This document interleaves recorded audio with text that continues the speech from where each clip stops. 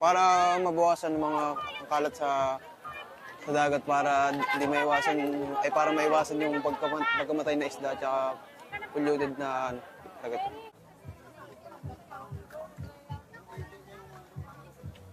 Nililinis po namin lahat ng kalat galing po nga sa dagat.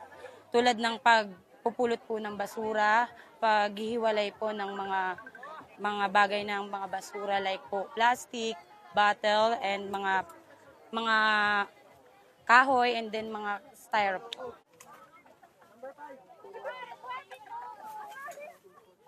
Maging responsable po tayo sa basura, and then sana po may way po na pagtapon ng tamang basura.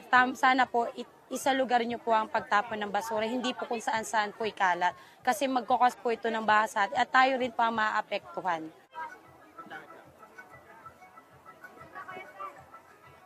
This is a way to promote awareness, to create discipline among our shoppers that we can do the recycling.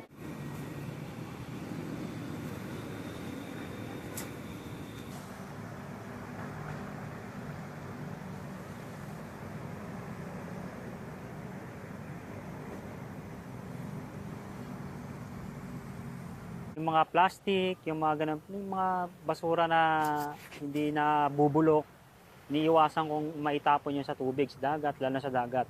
Tapos yung mga yung mga karton, yung mga tulad ng ganyan, tinatabi ko lang para ma-recycle pa siya, mga ganun. Yung mga papel, mga ganyan.